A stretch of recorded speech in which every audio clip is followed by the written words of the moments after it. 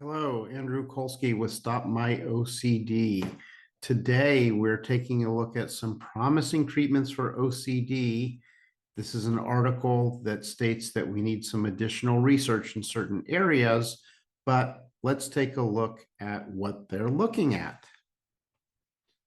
All right. I want to start off with a disclaimer that the information shared in this presentation is from legitimate peer-reviewed scientific studies and is shared for educational purposes only. I am not a medical doctor, and this information should not be taken as medical advice. The goal is to educate viewers on questions they can ask their medical doctors when discussing treatment options. You should not use this information as a suggestion for treatment for your condition. You must seek qualified medical advice. Thank you. All right. So some of the things that this study looked at were different types of medications and treatments used for OCD in some large studies, some small studies, some questionable studies, etc. So what are we looking at? Well, first, they were looking at stimulants and high-dose caffeine as a treatment or to help with OCD.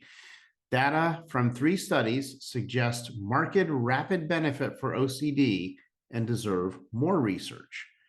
Prior to the introduction of SSRIs, which is the primary treatment used today for OCD, a single dose of dextroamphetamine, 30 milligrams, found the drug clearly superior to placebo in immediately relieving OCD symptoms. Using Adderall to augment SSRIs in patients with childhood onset OCD suggests that D-amphetamine is effective over longer periods.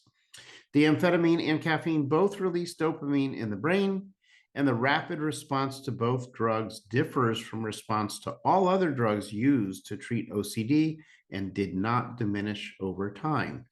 So one area that they're looking into. Opiates is another area that's being studied. Successful treatment of OCD with opiates has been reported in case studies. In treatment-resistant cases, the percent decrease in Y-box score after the first drug was administered was significantly greater for morphine than for lorazepam and for morphine versus placebo. Y-box is the Yale-Brown Obsessive-Compulsive Scale, and it is what is used to measure the level of OCD that someone has. Certain patients who took tramadol experienced marked alleviation of compulsive urges. Tramadol, like SSRIs, increases brain serotonin, so using tramadol and an SSRI could cause serotonin syndrome, something to be careful for. Some patients with treatment-refractory OCD who use sublingual buprenorphine experienced a decreased Y-box score within 2 days of adding the drug to an SRI or SSRI. Next, memantine. In several small studies, the use of memantine in patients who did not respond well to SSRIs showed a reduction in Y-box score such that it would be helpful to conduct additional research on this option. Ondansetron. In several small studies, the use of ondansetron showed a reduction in Y-box score such that it would be helpful to conduct additional research on this option. Higher doses of ondansetron are associated with nausea, headache, constipation, dry mouth, and sweating. Ketamine. A very small number of studies suggest that few patients will respond to ketamine as an OCD medication. TMS, or transcranial magnetic stimulation. In a small number of studies, TMS, when added to ongoing drug management in treatment-resistant OCD, concluded that active stimulation had a positive effect. This was a 2016 study, and a lot of new information about TMS and OCD has been published since then.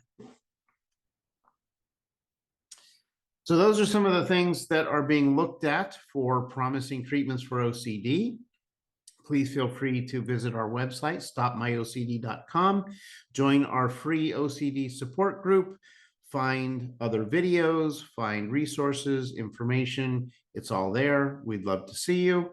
And thank you for watching, and hopefully you get to see some other videos that answer some of your other questions.